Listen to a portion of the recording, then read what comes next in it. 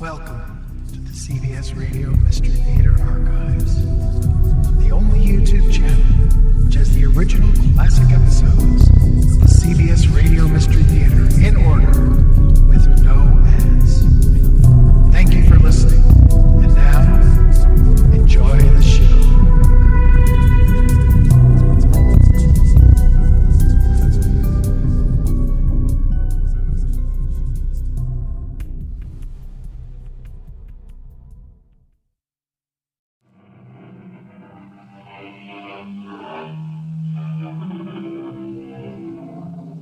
Come in. Welcome. I'm E.G. Marshall. It has been said, and wisely, that there are two things to aim at in life. The first is to be bold enough to get what you want. The second is to be smart enough to know how to enjoy it.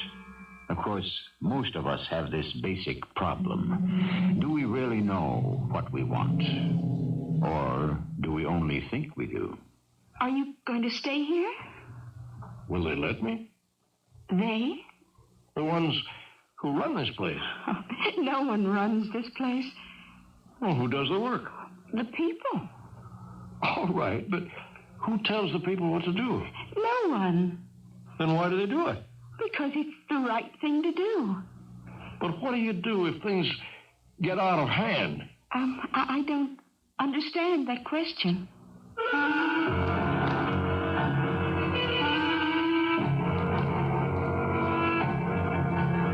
Our mystery drama, Our Own Jailer, was written especially for the Mystery Theater by Sam Dann and stars John Beal.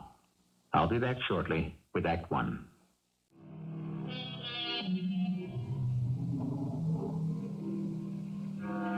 A word of wisdom today from Mr. Rudyard Kipling. When your demon is in charge, do not try to think consciously.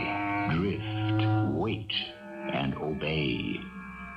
When the demon is in charge, that demon which resides deep within each of us, that hidden, mysterious, unknowable spirit that constantly spurs, excites, and provokes us to do we know not what, to go we know not where, to find we know not whom. How do we satisfy that demon so that he may grant us peace? Or can it be done? Well, the young lawyer is somewhat upset. It's his first murder case, indeed, his first case of any consequence, and he isn't getting very much help from his client. Why did you kill him? Kill who? Mr. Gordon. I keep telling you why. No, you don't. You don't tell me anything. He wouldn't let me go back to Marla. Who's Marla? You wouldn't understand. You could explain it. You wouldn't believe it. Look, your name is Howard Spurlow. I know my name. You are about to be tried for murder. I know that, too. I'm the attorney appointed to defend you. We've been through all this. Why don't you let me alone? You have to have a defense. Why? Why did you kill him? It doesn't matter. It does matter. Premeditated murder, first degree, puts you in jail for life. I don't care. You don't care now. Wait. This state of shock you're in will wear off. You'll care. I wish you'd let me alone. On the other hand, second degree or manslaughter or lesser charges, you could get a maximum of 10 years. Maybe as low as 3 or 4. Tell me, why did you kill him? Why don't you let me alone? He keeps saying Mr. Gordon wouldn't let him go back to Marla. Did you know her, Mrs. Spurlow? Did I know any of them? Did I know any of the tramps he ran around with? Obviously, Marla must have been important to him. She certainly was. More important than his wife. Mrs. Spurlow, you are his wife. And what I'm trying to find out is... What was I? Just somebody to clean the house, raise the kids, cook. I was the one who had to handle the money. Please, Mrs. Spurlow... Not that he ever brought home any real money. Mrs. Spurlow, are you sure there were other women? How could there not be other women? Well, that doesn't quite answer the question. There must have been other women. I'm only asking. How do you know? No, a woman knows. But you've never seen him with another woman. I didn't have to. But you have no evidence of another woman? What evidence do I need? A man leaves the house after supper every night. Where you going, I ask. Out, he answers. He comes home after midnight. And you're trying to tell me it isn't other women? Mr. Arthur Davis, attorney at law, it reads on the card. Well, what can I do for you, Mr. Davis? I represent Howard Spurlow. Oh, poor Howard. Did he spend much of his time here in your bar, Mr. Downey? I would say he spent all of his time here. That is, the time he could spare from his work and his sleep. What kind of a man would you say Howard Spurlow is? Well, I'll tell you this in strictest confidence, Mr. Davis, and you must keep my secret. I don't know what kind of man he is. Well, how's that possible? He spent so much of his time here. Bartenders are supposed to be keen students of character, Mr. Davis, but that isn't true. We never see the real character. People who spend their time in saloons are seeking a new identity. Do you follow this? I'm not sure. Sheep come in here and pretend to be wolves. But you know they're only sheep. Yes, but I don't know what kind of sheep. Oh, your glass is empty here. Oh, thank you. Now, the murder, it took place in here. Yes, it did. Well, how did it happen? Well, they were down at the far end of the bar, do you see? They were talking as usual. Well, what do you mean by as usual? Well, you see, for months, each of them would come in here. Howard Spurlow and this Mr. Gordon. Yes, that's right. Well, what did you know about Mr. Gordon? Oh, he was a quiet gentleman, about 60 maybe. He would come in at about 9 of an evening, drink and chat amiably with Howard Spurlow until about midnight, and then each would go his separate way. What would they talk about? Art. Howard Spurlow is an artist, you know. Oh, yes. What is called a commercial artist. He draws labels for tomato cans and the like. Well, they appeared to be very friendly. Oh, yes. Did they have an argument that night? They would have an argument every night. Everybody argues in this place. That's what it's for. What did Spurlow and Mr. Gordon argue about on this particular night? Oh, I don't know, Mr. Davis. I suppose art as usual. Yes. And then, all of a sudden, there was a pistol in Spurlow's hand. And before anyone could realize it, he had fired at Mr. Gordon, and Mr. Gordon fell dead to the floor. Just like that. And Howard wouldn't say why he killed him? Oh, no, he wouldn't say why he killed him. I asked. I said, Howard, my boy, what have you done this deed for? And he just placed the pistol down in the bar and said, you'd better call the police.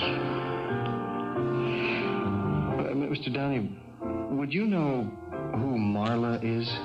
Marla? Yeah, have you ever heard that name? Marla, no. Did he ever talk about other women? Oh, he wasn't that kind. How can you say that? Mr. Davis, if he were of the type that pursued women other than his wife, why would he spend all his time in a saloon? Your glass is empty. Your trial begins tomorrow, Mr. Spurlow. Now, please, listen to what I'm saying. I'm listening. Tomorrow, we go into the courtroom. I have no defense. Neither have I. If only you would tell me why you killed him, I would have a motive. If only you would tell me who Marla is, I would have an insight. If only... Oh, you're 1,000 miles away again. If only I could get you to realize... If only. What does he want? What do they all want? I killed Jeremy Gordon in front of 16 witnesses. The thing is beyond dispute. Punish me, execute me, incarcerate me. Doesn't matter. Nothing matters anymore. Tell me why you killed him. Tell me who Marla is. And if I told you, would you believe me? Would you understand? Nobody could hope to understand what happened the night I met Jeremy Gordon for the first time.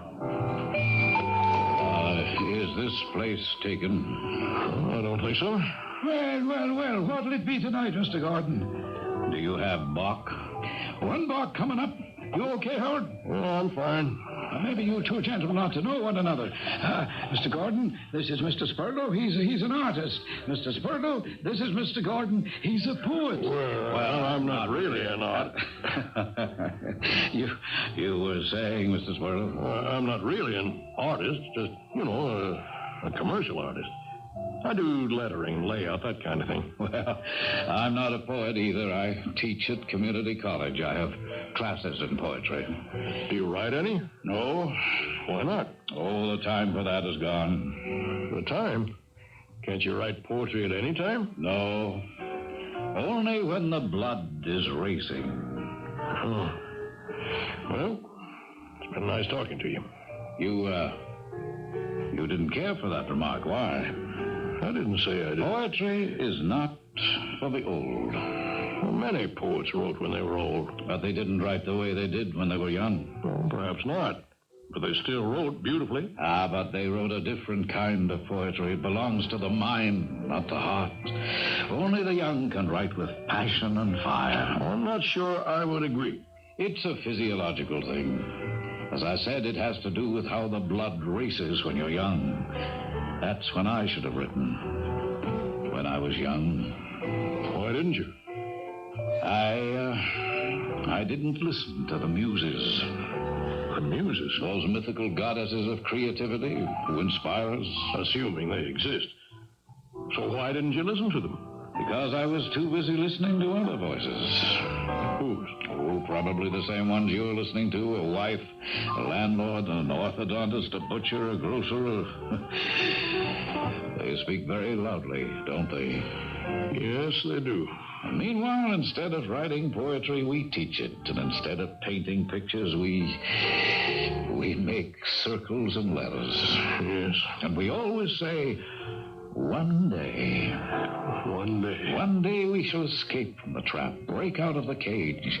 And when that day comes, do you know what we find out? What? That the trap had never been sprung. The cage had never even been locked. We've been free to leave at any time. Well, that isn't true. We ourselves have been our own jailers. We've been free to leave whenever we wanted. I don't agree with that. You know why we didn't? We were afraid to be free. We were comfortable in our captivity. Well, now, how did we get off on this moody subject? Please, let me buy you a drink, will you, Mr. Downey? Two over here. There's a lot to what you say. How old are you? 40? Oh, that's not old. It feels old. That's how old Gauguin was. Yeah, Gauguin. Imagine, there he was, cashier in a Paris bank, a Sunday painter, a very middle-class bourgeois gentleman. And suddenly, he walked away from it all and went to the South Seas and spent the rest of his life as an artist. I know that. You could do the same thing. A man has responsibilities. To whom? To what? His wife. His children. Ah, yes, and then one day his life is over, and what of his responsibility to himself, to his art? Not all painters make a living. Some of them starve. But they paint, which is all they were ever meant to do. You already said it. You find yourself in a cage. But it isn't locked. Even so, how do you get out? You know. I don't know. Oh, you know very well. You know what to say. And you know to whom to say it. How did he know? It was true. I knew what I wanted to say. I'd wanted to say it for 15 years, but I didn't. I couldn't. Well, I would. I would say it before it became too late. I would say it to her the very next morning. All my life, I wanted to paint. Now, who stopped you? Who stopped me? Who stops you from painting pictures when you get home at night? Who stops you from painting pictures on a Saturday or Sunday? Well, that's not painting. No. Painting is something you have to do all the time. I just want to paint.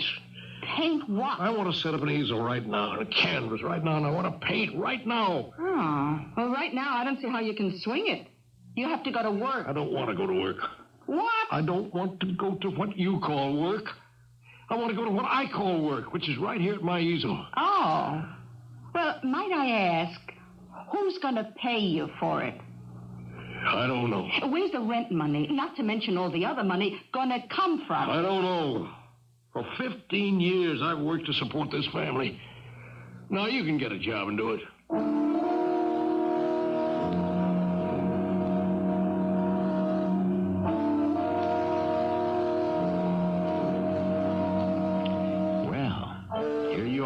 Having a quiet, peaceful breakfast with your husband of 15 years, who has been a quiet and peaceful person. And without warning, out of nowhere, he makes an announcement that will change your life. I'm not so sure we'll have a quiet and peaceful second act.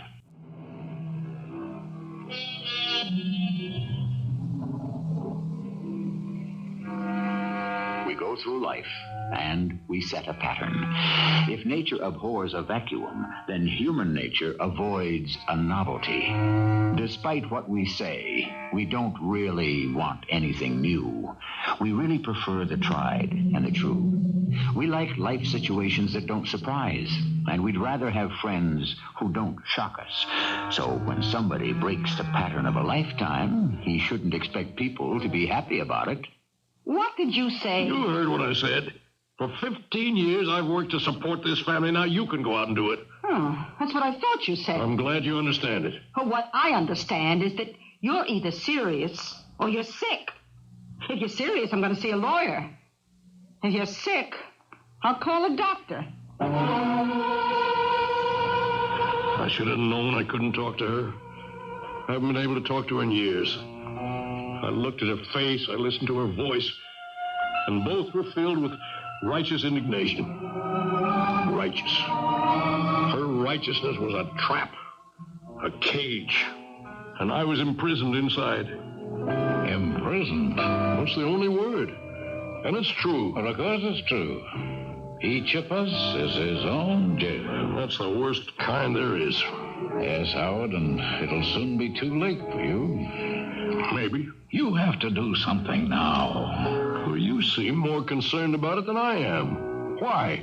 Oh, because it's too late for me. For many years, I was able to do just what you're doing now. Promise myself that one day I would make the break, change my life. And then one day came. But it wasn't the day I expected. It's the day I realized I could never do it. That's the day you admit your life is over. Are you telling me your life is over? The life that would have meaning will never be lived. Well, things can't always work out. Things never work out. They have to be worked out. By us. By ourselves. So what can you do if you just took a wrong turn somewhere? I think I would have been reconciled to it. To failure. But I caught a glimpse of Xanadu. Xanadu? You never read Coleridge's poem? Oh. They say he saw it in a dream. He wrote the poem in a dream. It was all a vision. In Xanadu did Kubla Khan a stately pleasure-dome decree where Out the sacred river ran through caverns measureless to man, down to a sunless sea. I remember. Xanadu. It's where we are when we're filled, bursting, exploding with a spirit of creativity. Oh, I saw Xanadu. Sure. You remember the last lines? Beware, beware his flashing eyes, his flaming hair. Weave a circle round him thrice, and close your eyes with holy dread, for he on honeydew hath fed and drunk the milk of paradise. Yes. Yes, I remember. And do you know who he is, the one the poet calls he? No. An artist, Howard. Any artist who has suddenly been embraced by the muses. Have you ever known that feeling? You said you saw Xanadu. What is it? Where is it? Oh, I don't know what it is exactly. But I know where it is. Or I know where you can see it. Show me. Neither of us said another word. We walked out of the saloon. We got into his car, and he started to drive. We headed north, out of the city into the foothills, and finally into the mountains. I don't know where we went, but we kept climbing. Then, finally, we came to a place where there was no more road. We left the car, and we walked to the very top of the mountain. You can see the whole city from here. Yes, but what city is it? What city? It's not... It's not the city we know, is it? Well, it's daylight. It's daylight in that city. It's always daylight there. But this is nighttime. It's always nighttime here. It's Xanadu. Mr. Gordon, it's Xanadu. Yes? I'm going down there. No, wait. For what? No, consider it. Aren't you the one who keeps telling me to do it? Yes, but... What about what? Perhaps I'm wrong. Perhaps you don't have the courage. No, it's more than courage. It's what? I don't know. Maybe it's what you have to have. What you have to be. A damsel with a dulcimer in a vision once I saw. Listen. There she is. I see her. Now, wait. Isn't that what I've been doing all my life, waiting? Before you go, be sure... Be sure of what? Now, don't try to stop me. You're jealous because it's too late for you, but it's not too late for me. I could only hear the music. I could only see the girl who was playing it. She had long black hair and flashing black eyes. She wore a long, pretty white dress, and she was sitting on a marble bench in a beautiful garden. Hello? Oh, please don't stop playing. Oh, but I've come to the end of the song. Well, then begin another one. My name is Marla. Marla, well, that's very pretty. And so are you. What's your name? Howard Spurlow. Oh, welcome to Xanadu. Xanadu. And to think it's just down from the mountain. What mountain? There. Well, there was a mountain over there just before. Are you going to stay here? Will they let me? They? I mean, the people who run this place. Oh, no one runs this place. Well, then how do things get done? Oh, what things are you talking about? Well, things, you know. This beautiful garden. Who tends this beautiful garden? And food. Who grows the food? And the dress you're wearing, who made it? Who sells it? Oh, so many questions. Are there answers? Of course. People. Well, that's just my point. Who tells these people what to do? Oh, nobody tells anybody what to do. And why do they do it? Because it's right. Now, the man who cultivates this garden, for instance. Yes. Well, why does he do it? Because he's better at it than anyone else. Well, suppose he says one day, I don't want to do this anymore. I want to paint pictures. But he can't paint pictures. Who told him? Well, no one had to tell him. He knows it himself. What do you do? I make music. Oh, do you make a living at it? What's that? Do they pay you? Oh, why should anyone pay me? Don't they pay the fellow who cultivates the garden? The one who made your dress? Why should they be paid? Well, because... Do you mean people around here work for nothing? Oh, no. Everyone works to fulfill himself, to satisfy his need for creativity. Well, who decides who gets what? I don't understand. How did you get this dress, for instance? Oh, I asked someone to make it for me. And that's all? Sometimes, perhaps, he may wish to hear some music for an hour or so, and then I shall play for him. What do you do? I paint. An artist? I always wanted an artist. What do you mean you always wanted an artist? Especially one that was young. I'm not exactly that young. Are you living with anyone? Well, Would you like to live with me? She took my hand, and we started to walk. We came to a street, a shining street. It was filled with people, everyone dressed in white robes, everyone except me. Still, no one took any notice of what was surely my strange clothes. Then we came to a place that looked like a large store. There were all kinds of things inside. She introduced me to a very tall man with very white hair. Older, this is Howard. I am happy to know you, Howard. Howard is an artist. Then he will want an easel, canvas, paints, brushes. Yes, everything, but I can't pay for anything just yet. Pay? I tried to explain. No one pays. Actually, everyone does pay. You will bring me a painting. I think I understand. I loaded myself with supplies, and Marla picked out all sorts of delicious fruits and wonderful-looking things to eat. And we went home. Home was a lovely little house, surrounded by those spots of greenery that I'd read about in the poem. It was so peaceful. It was so beautiful. The next morning, I set up my easel. I couldn't wait to get started. You begin early. Yes. What shall you paint? Oh, the trees, the river. Oh, I like that. And I like you. Do you? Really? Yes. The moment I saw you, I knew I would like you. Do you like me? Yes, very much. Tell me, Marla, is this a dream? Is what a dream? There's all of this. This place here. Well, how can it be a dream? Where do you come from? Where? Were you born here? Oh, no. No one is born here.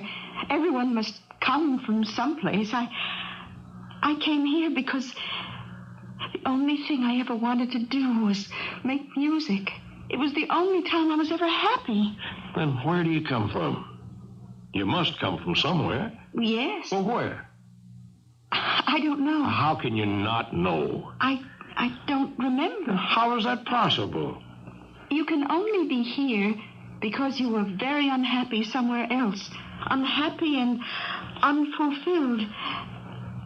Shall I play for you? Yes, I'd like that. Marla? Yes. The two of us. Are you saying that we can spend the rest of our lives painting pictures, playing music, and making love? Yes. Are you sure there isn't a catch to it somewhere?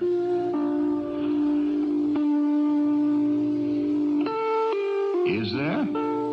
I know the cynical among you are always looking for the angle, the provisions that are buried deep in the small print. But isn't it possible that something's on the level just once? I most devoutly hope so. But the answer will be revealed in the place that is specifically constructed for answers, our third act.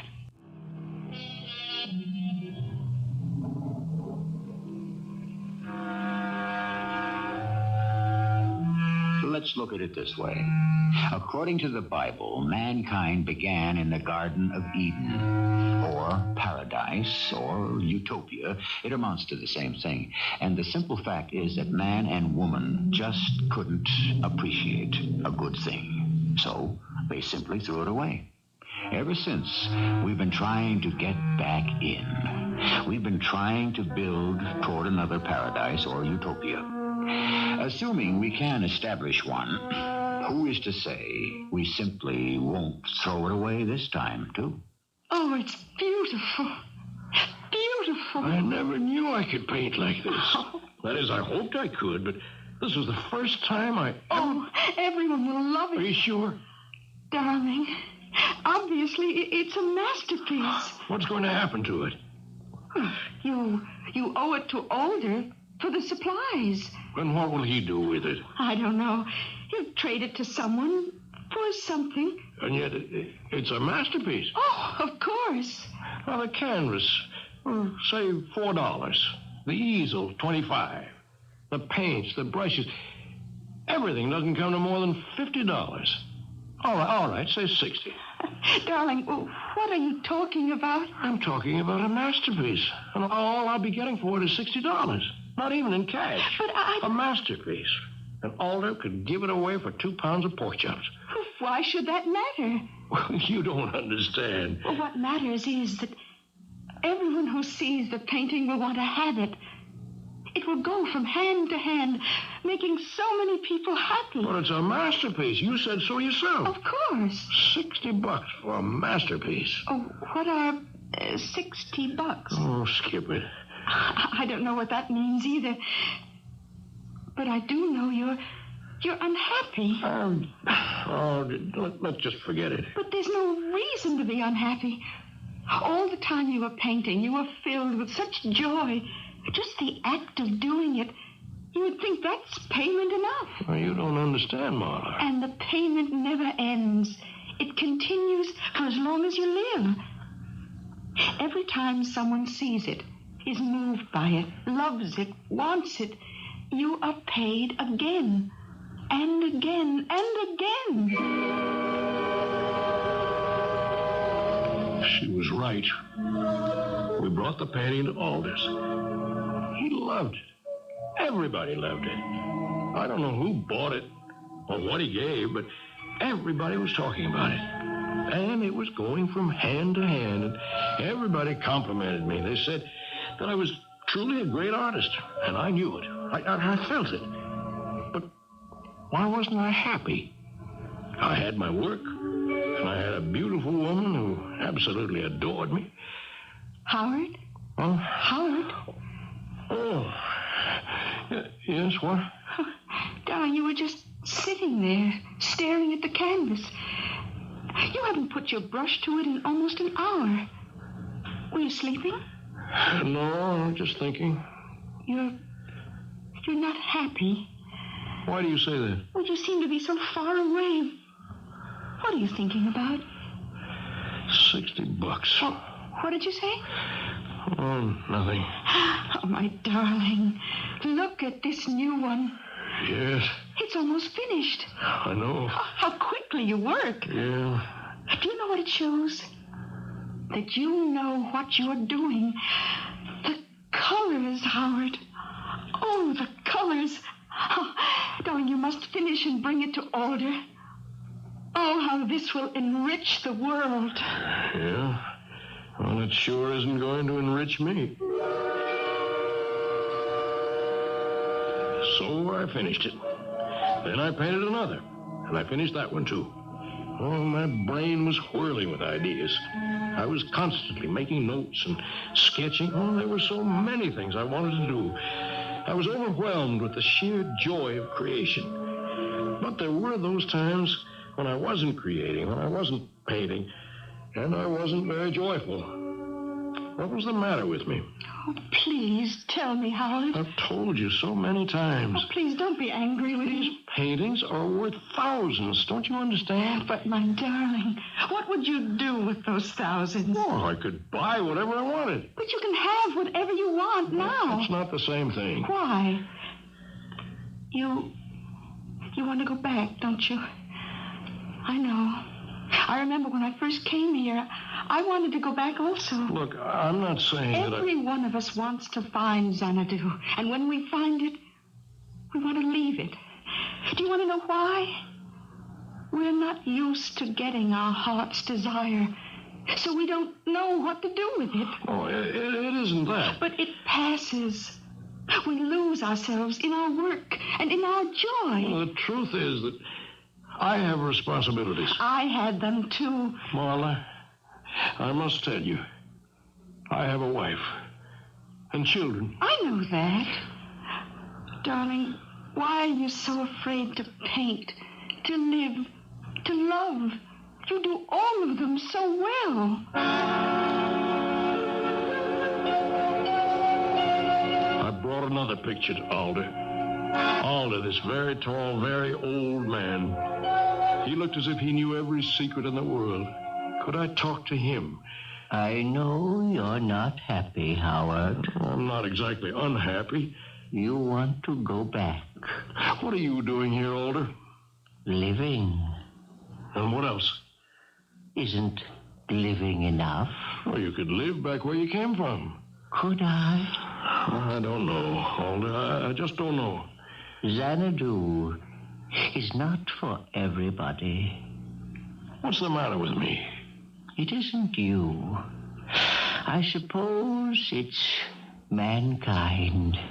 For so many thousands of years, the human race has had to live with tension, frustration, insecurity, fear. Who knows? These things may have become bred into us, like the color of our skin, the size of our body. Perhaps we cannot live without fear and frustration. Some of us. But I'm only saying that if I did want to go back, would it be possible? Isn't everything possible? Well, how would I do it? How did you get here? Well, I saw a vision. Do you have a vision of the place from which you came? A vision of the place from which I came. Yes, the apartment where I lived with Anna and the children. Suddenly I saw Anna in a new light. She wasn't mean or ill-tempered. She was just a woman who had become sour with disappointment. She'd had to work too hard because I didn't work hard enough. We got married when we were very young. And when that first excitement faded, there was nothing to hold us together. We never communicated with each other.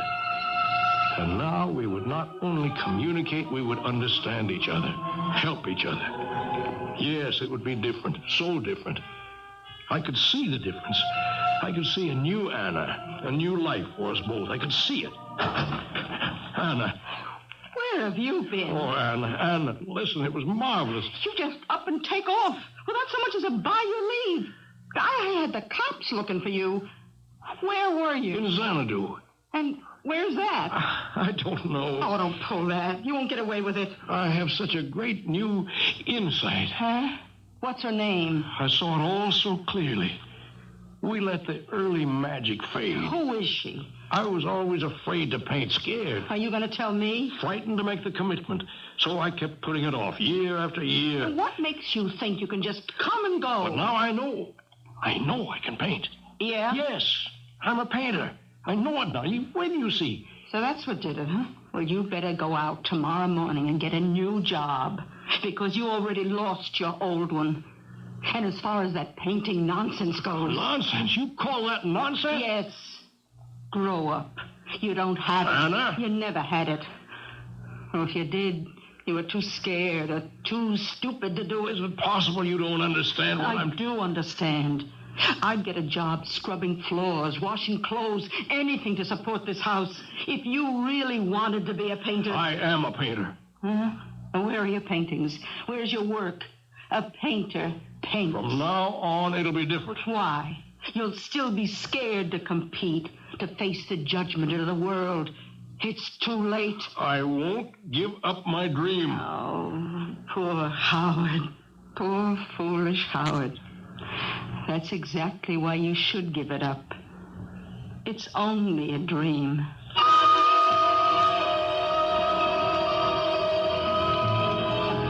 Mr. Gordon? What? Why, it's Howard. Look, Mr. Downey, it's Howard. You have to help me, Mr. Gordon. Oh, you can always count on my help, but first tell me what happened to you that night. What happened? I don't remember very much. Of course, we were both a couple of sheets to the wind. Listen, Mr. Gordon. Well, we must have been. As I recall, we drove up to some mountain and started to recite that poem by Coleridge. Please. Kubla Khan. And the next thing I remember is you shouting, "I see it, I see it." And you just ran down the hill. That was the very last I saw of you till this very moment. Whatever did happen to you? I saw it, Mr. Gordon. I saw it. What? Xanadu. Xanadu? I not only saw it, I entered it. I lived there. I worked there. And I met a girl there. Oh, now, just wait a minute, Howard. Like a fool, I left it. But I want to go back. I must go back. You sure it wasn't a dream? Now, don't start that. It was real. Well, it couldn't be real. It wasn't even real to Coleridge. It was real to me. And I have to go back. Back to Xanadu and back to Marla. Now, please listen. No one in this world will keep me from Marla. Just show me where that hill was. The hill? The hill, the mountain, whatever it was we climbed.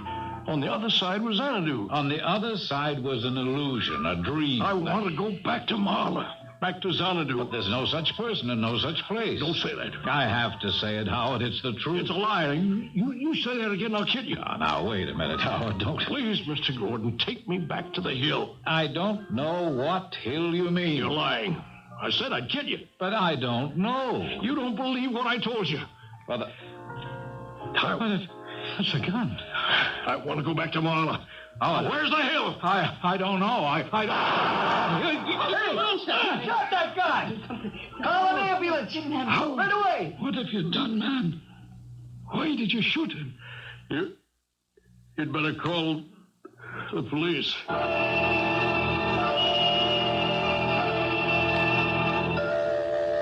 Why? Why did you do it?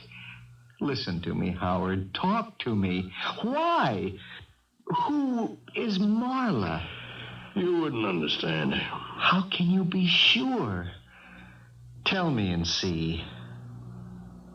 All right, then. I'll tell you.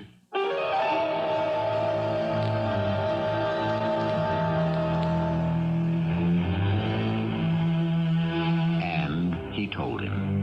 I don't know if his attorney believed him, but it was the only defense he could plead, and he presented it in court. The jury didn't know what to think. They voted guilty because of insanity and turned the whole thing over to the psychiatrists, who didn't know what to think either. But they get paid to be confused and come up with learned judgments. And there the matter must rest until I return shortly.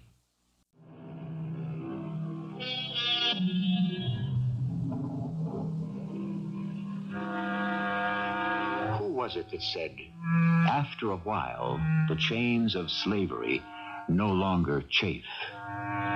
It's probably true for too many people. Slavery, of course, is more than physical bondage. Slavery is also a routine, a rut.